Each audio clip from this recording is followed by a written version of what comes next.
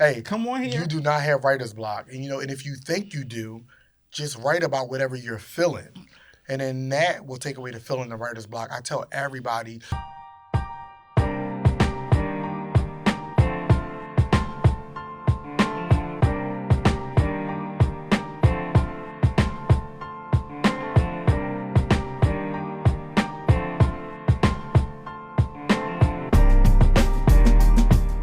Hey, what's up, Hung Up Pod fam? Thank you for tuning in to another week of Hung Up Pod Live. I'm Eric, a.k.a. Tennis Bay. And I am Tony Purnell. I'm your homie, I'm your brother, and I am your friend. And you know what we are? We are your favorite happy hour duo. That's what's up. And this week we have singer and songwriter Dominic Patrick. What's up, in the studio. What's Y'all, up, I'm happy to be here. Welcome. Listen, we are super excited to have you. And so, what are we talking about this week, Eric? With the great Dominic, Philly native. Yes, Dominic Patrick. Philly represented. Definitely songwriting. Come on. Dom has also been on The Voice. The Voice. Season 22. 22. That was like a year ago. Yeah, a year ago. Okay. Exactly a year ago, actually. Oh my Wow. God. Yeah. Congratulations. See? But that's not it. Because before the camera started rolling, Dom also told me that he was on American Idol. Mm-hmm. Yes, I was. I was on season 11, so a very long time ago. All right now. I was so young. So he get around, y'all. So he get around. Today is all going to be talking about the songwriting process, the creative juices get flowing. We got a couple games we're going to play with Dom tonight. We're going to get into his head, and we're going to see what's next for him. Is that all right? That's all right. That's all right with you. Let's do it. So first and foremost, thank you, Dom, for being here. Thank y'all for having me. I'm so excited cheers. to be here. Let's do a quick cheers to A Dom. clink clink for Dominique. Is this gonna clink? And Hung Up Pod Live. It's gonna clap. A click. It's gonna clack. clack. Click clack. All right, y'all. And shout out to our audience members. Thank y'all for being here tonight, for witnessing this episode. We appreciate y'all. Listen. Yeah, because it's like a what do you call the line? The machine line. No, what do you call it at work? In the industrial Assembly line. Oh, yeah. assembly Okay. assembly like line. FedEx. Thank you. Like, I don't know shit. I work in mental health. I don't know shit about no assembly line. Because our audience because our audience is our next guest. That's why I was saying it's assembly line. So shout out to our audience. Oh, I like that. Okay. All right. Let's get right into it. I don't work at Ford or, motor vehicles. Bitch, neither do I. Yo. I work in higher education. Work with me. It was a good metaphor. Oh, thank you for the metaphor. Was it good? Maybe it wasn't because my co-host. I was like, we're gonna work on it. I couldn't remember what the fuck assembly line was. Maybe it was my fault. I'm fucked up. I fucked it up. I fucked up the thing. All right, let's keep going. You know what? Let's get right into our episode. You see what kind of night this is going to be. I see. But you're here for it. That's why I love you, Tony. We like the shits and giggles. We do. I love it. You know what, Dom? Tell us first. So before we get started, like, what have you been up to this year? We've been stalking your page. The boy's been I busy. follow you. I go out wherever you go. Tell us about. What The boy's been busy. Yes. I mean, we had Black Boy Art Show. You had the Singers Kickback, Solo the City Festival, the Black Wine Festival. Like, tell us all about that. Yes. So one of my goals, like maybe 2 years ago, was to really get out there and start creating again and start performing again. I've been writing kind of behind the scenes for a long time for a couple of artists. But I just really wanted to get back out there as an artist. So over the last couple of years, you will see me doing a lot more shows, creating my own music, dropping my own project. So that's kind of what I've been doing.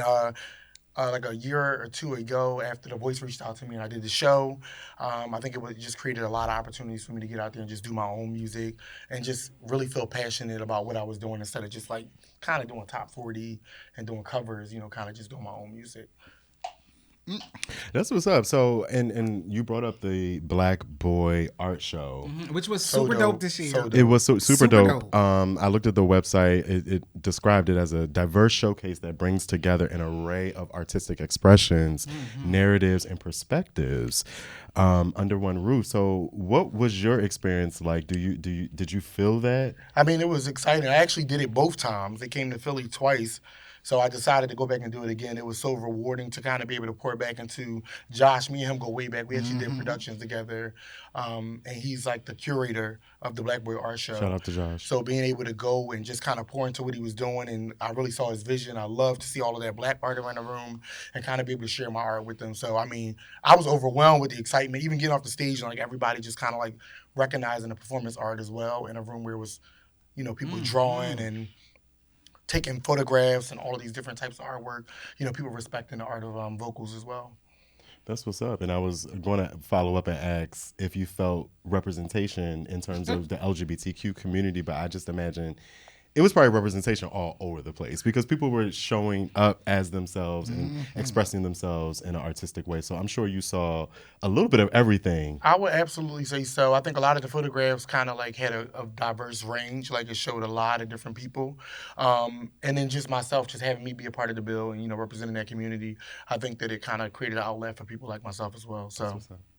Yeah. I want to ask you personally about, you know, Singers Kickback. And shout out to Brandon Payne, you know, the curator for that event. You know, we're personally on, you know, the team for Singers Kickback. Me and Dom. And shout out to Keith this summer. He was one of our producers for Singer Kickback this summer.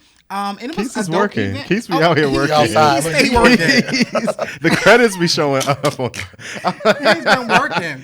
Love and to that was, see it. you know, you've been there from the beginning, you know, on the team. You know, talk about Singers Kickback really quick. Oh, the Singers Kickback, man. I was so excited because I'm not old. But like we had a lot of spaces like that in Philly in the past. So it was so cool to see like Brandon want to do something that would bring singers together to kind of just like have a ball while we do what we love. And it wasn't about like being better. It was about like people like, hey, we're all lead singers. We all do shows. We're kind of coming together to do it in a different way and kind of like support each other, do background. We never get to do background. Some of us sing background for big artists as well. But it was just really cool to kind of just sit back and be like, hey, I don't have to be the, you know, the main attraction tonight. I can kind of fall back and support other artists in the city. So I'm excited to see stuff like that happening in the city again. I mean, and you wasn't just singing background. You know, a couple of times you were just, you know, singing features, singing your songs, and, you know, doing covers. And so I think the whole aspect about Singers Kickback is really giving those Philly artists, those natives, we always talk about keeping shit at home. Absolutely. You know, and those Philly artists, giving them a platform. And so that's what's up. Showcasing talent that's here. I'm gonna tell you, we talked about on our episode with Trey. Philly is a hard fucking city. Yes. They would sit up in your face at a concert and not fucking clap, not smile, not do nothing. It's a hard city. It's like, oh, okay, all right, now it's time for the next act. All right. You got to be prepared for every show that you go to. Like, kind of like, hey, what is the vibe? Like, what's happening? Is it? Because every city is probably a little different. Absolutely. I just did a show in Delaware, and it was like everybody was hype. It was like, oh my God, we got a festival. This is amazing. And then I actually had songs where I didn't even have music, and they still was getting with me. But Philly, you know, sometimes we could be a bit tough. But I think you got to show up and show out. We have to, and Philly. I think that's what the Singers Kickback is doing. Yes. I think I mentioned even the background part is because it was an opportunity for me to be like, hey, I ain't too proud to be. I ain't too proud to sit back and honor other artists, even though I was one of the main vocalists one night. Just honoring other people and being taking pride and even backing them up and making sure that they had their best performance. So that's why I love that. And by uplifting those other artists, you're really everyone is collectively uplifting the entire event. I mean, that just puts more spotlight on the event. So shout out to Brandon Payne, Singers Kickback. Singers Kickback, yes. And shout out to, I mean, because Due Diligence is also doing something similar where they're putting Philly artists or the tri-state area artists, right? You kind of focused on Philly specifically artists. So just shout out to all of that because we need more all of it. Because what we know for sure and what we got from that conversation with Trey is the talent is here. It's here. Oh, it's here. It's absolutely, it's been here and it's here. And it is here. Absolutely. So do you want to go ahead and get into so we wanted to talk to you about songwriting. And so let's take it to the very beginning. I want to know where you draw your inspiration from on some of your songs and like what's that process in the beginning for you to even write a song? Yeah, I mean, I think there's two steps to it. I think early on, my mom was always a poet. So she and a singer as well. My whole Your mom family, is a poet? my mom was a poet and a singer. And a singer. For this Okay, Mom. Hey, Mom. background. Yeah, Hey, so Mom. my mom, she passed really young, so I felt like it was owed it to her to kind of And keep you living her inherited legacy. that gift. My whole family sing. Oh, they all Everybody sing. Yeah, so my mom was one of 12. I think that's And it so was a cool group. how music, like, really, it's No, like it's- in the family. Oh, you had to sing in my family. If you ain't sing in my family, you was really the outcast. Okay, Like, gotcha. if you wasn't good, like, I'm not going to name no names, Diane, LaKine. I love it. But He calling people names yeah, out. I love y'all. No, but we had a couple people that just, like everybody, you had to sing. So I think it started so young for us, just having the passion of singing. And I think the fact that she was like a lyricist and could kind of connect words in such an inspiring way. It wasn't until like years later I went back and looked at one of my poem books and was like, this could be a song. So I think my mom had passed and I had a whole bunch of poems. And I probably was like 19 and I just start kind of creating music from that. And I think that inspired me to kind of keep writing. So when I write my music now, it always has to be a story because poetry starts somewhere and ends somewhere. So I don't write no song that is not connected from the beginning to the end. I love that. Oh, my So God. poetry was your foundation Absolutely. and still is your foundation with songwriting. I think that's great. Yeah. I mean, outside your mom, your mother, do you have any other notable songwriter people that inspire you as well? Absolutely. My favorite is Stevie Wonder. And the reason I love Stevie Wonder is because if you listen to my music, you might hear soul and you might be a little bit sad. You might feel some joy. But Stevie You definitely have a lot of soul. I hear soul when I listen to appreciate music. that. Yes. I appreciate that.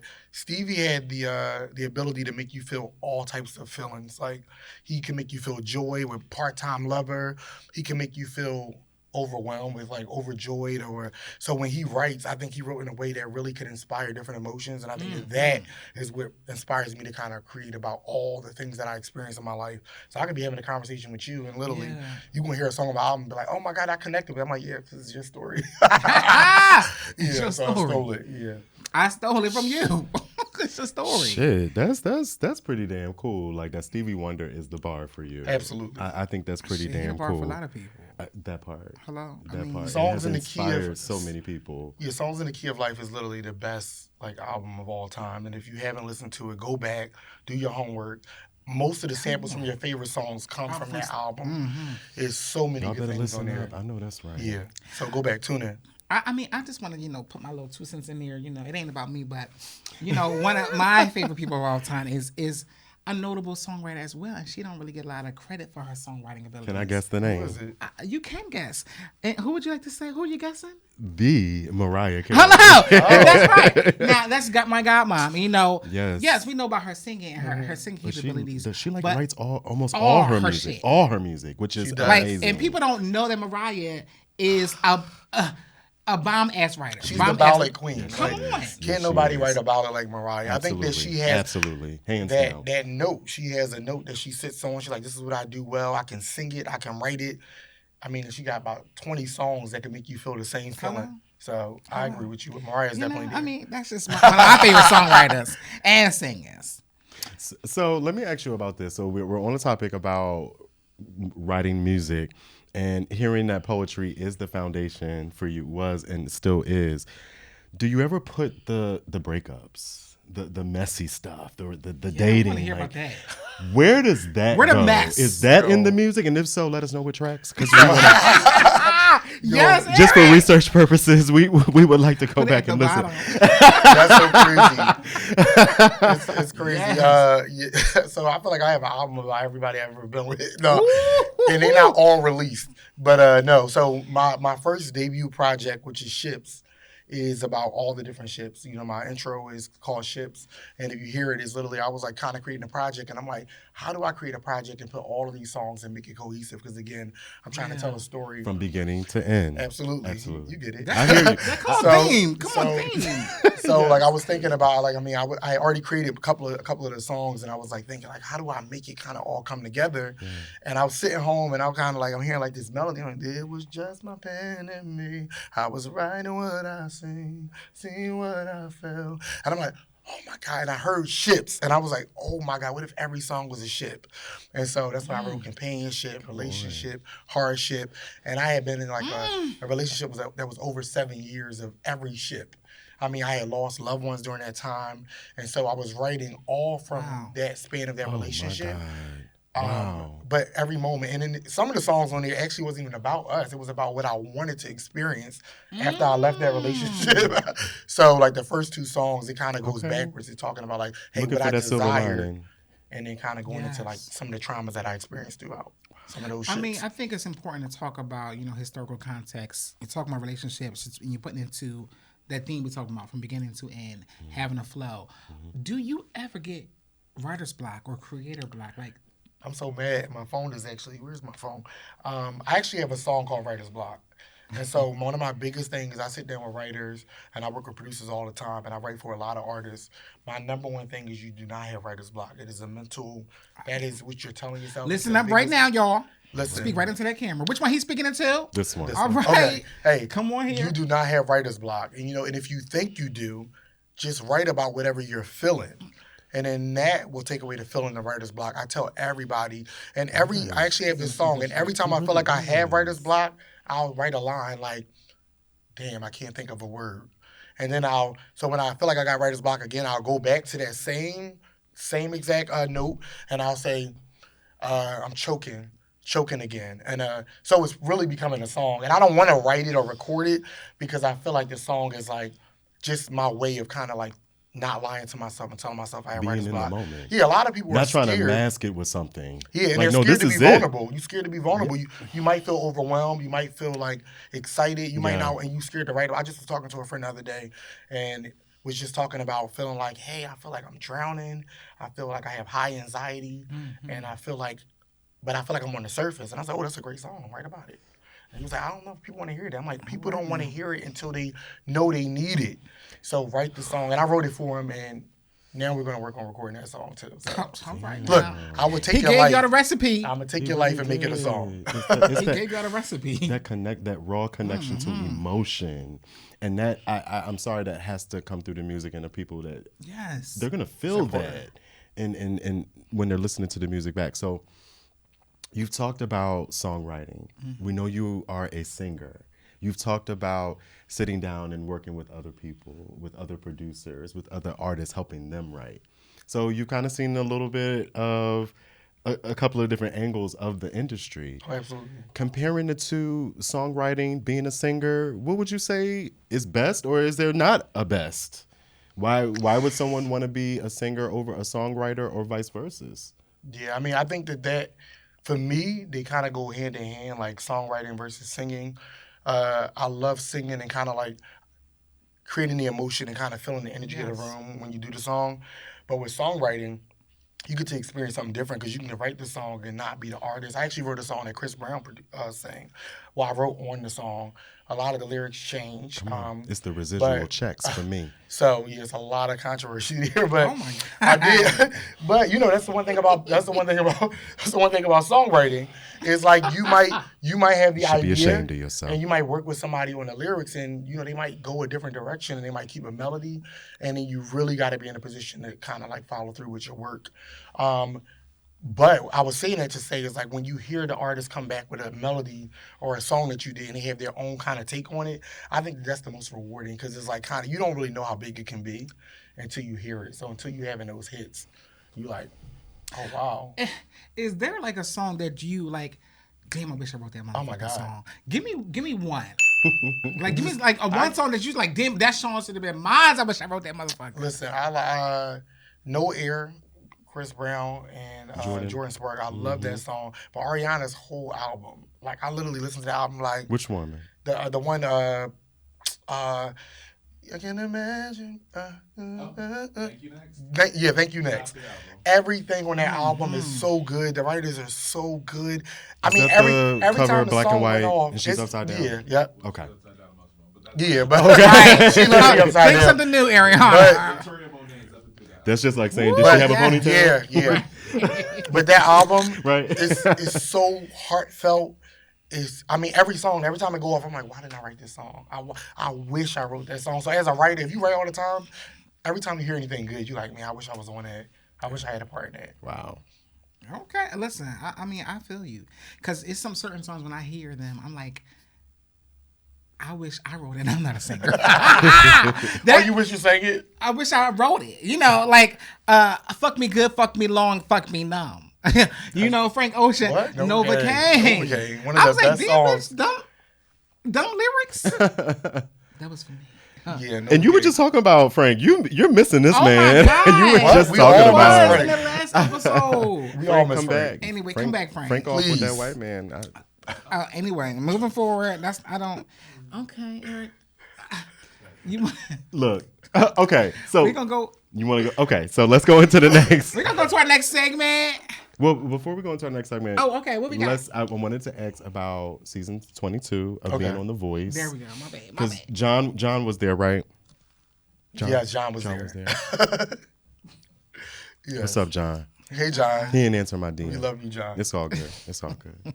So, what was that experience like? And wait, is the voices when they turn around in the red chair? Absolutely. I want to know who picked you. What was that feeling like? Did you put me expect on the them spot? to, or was it completely unexpected that person picked you? So let's talk about The Voice, right? So I was on season 22. Yeah, I did everything. I prepared my songs. I went out to the show. Nobody turned around. Not one cheer. Every single judge pretty much just talked to me about how good I was and what song I should have sang. And it really wasn't. But I can't discredit, the judges. I think they gave some really good feedback. I think they told me, like, just making sure that you do songs that connect with your vocals.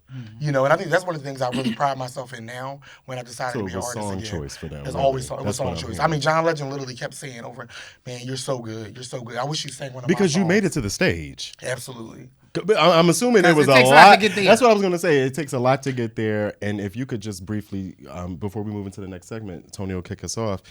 If you could talk about that experience of, you were on American Idol, you were on The Voice, so you really have some experience around song competition. Absolutely. I think so. I did American Idol a lot younger. I went there, went to Hollywood, went through a couple rounds. So I made it even further, kind of, on American Idol. But American Idol definitely felt more like a production and not like a voice competition. The one thing I can say about The Voice is they treat you like a voice contestant. Like with the vocal training, with everything that you get to prepare for your audition, it's like they're setting you up for success.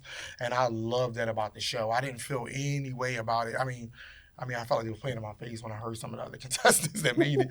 But aside from that, no, I felt really good about the process. The process was amazing. It just kind of gave you like a snapshot into what you would be prepared for stepping into a career, like with wardrobe, being prepared, knowing how you look, know how to represent yourself, know how to speak in front of a camera. I mean, like all the things, like art. It was kind of like an artist development workshop. Yeah. When I I love did The Voice. that. Okay. Because So even shout if out you to don't The get that Voice. golden mic, Experience. it's so much valuable experience that you're super, learning. super And the people valuable. that you're meeting and the people who you think shouldn't have made it, even in that, you're gaining something because of what you're seeing and experiencing from Especially because that I was super inspired by John Legend anyway. So when he told me, hey, you are really good, like you need to do this again. And I was like, yeah, I don't know if I'll do it again, but I appreciate your feedback, especially because I was super inspired by the work that he did. Yeah. That's what's up. That's awesome. So we're going to have some fun games coming up. We're going to get into our next segment, Name That Song. And so this have next 5 segment minutes, is so about playing a snippet of a song, songs that are popular that you should know, Dom. And so we're going to play 3 segments, really quick pieces. Are you ready, Eric? Because we got 5 minutes, so Are ready? I'm going to play this segment. I know, right? All right. What is this called? That's too much. Say when you love someone, you just don't treat them bad. Oh, how I feel so sad now that I want to leave. Okay. Who's that? Donnell Jones. All right, Eric, next song. I got this. Okay, you got this? I got, okay. as long as y'all stay in this room right here. All right. That's it. Every time, every time, is that Brandy? Okay. Yeah, it's Brandy. Isn't Sitting it sitting up in my room, right? All right, one more. I Wait don't to know. excel. And we gave you one Fucking love earlier. that He movie. kind of gave you a freebie earlier. What's the freebie? Here we go.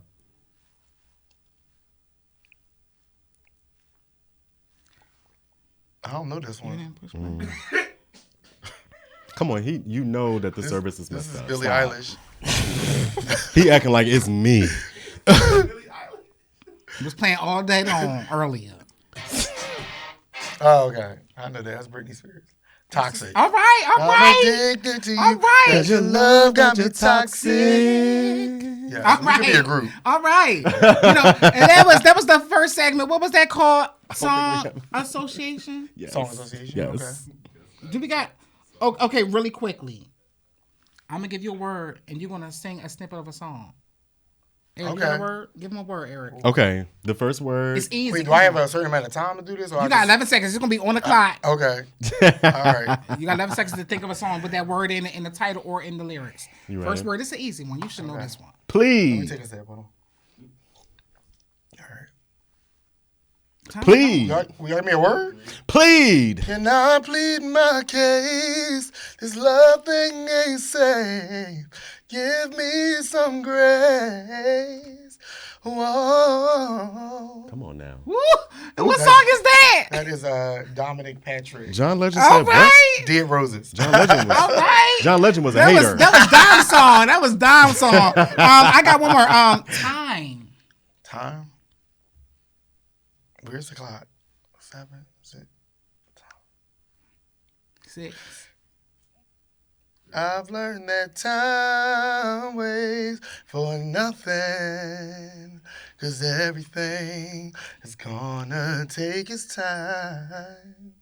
All right. That Music is Soul that, Child. that, Time. that is time in the song. I was hoping you was going to sing a little bit of Battleships.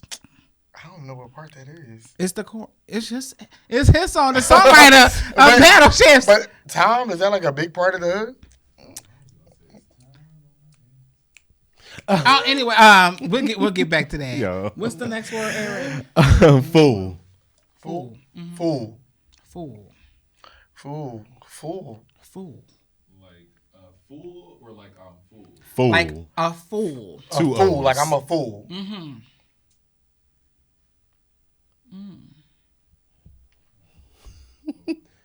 3, 2, 1. I'll be a fool. He felt that one, y'all. All right. That that was was it. dope. That That was was really it. dope. That was it? That was it. Only listen. So I got 2 out of 3. You got 2 out of 3. You know, That's like a 70. our time is spent. You know, 75. tonight. Yes. What a pleasure. It was. to Dom, have thank you Dominic for being here. Patrick here Yes. tonight. Yes, Thank y'all for having everybody. me. Dominique, thank you for being here. Where can people find you on social media? So you can find me on Instagram, Dominic_Patrick. That's DOMINIC _PATRICK. I never spelled it. And that's the same everywhere. Instagram, on TikTok is TheDominicPatrick. And then on Facebook is Dominic Patrick as well. Okay. All right. You heard it here. Dominic Patrick, singer-songwriter, Philly native. Listen, follow him and follow us at HungUpPod. Live on YouTube. All right. Yes. Thank y'all for being here tonight. Thank you, Don, for coming through. Thank y'all for having me. World Peace, peace. y'all.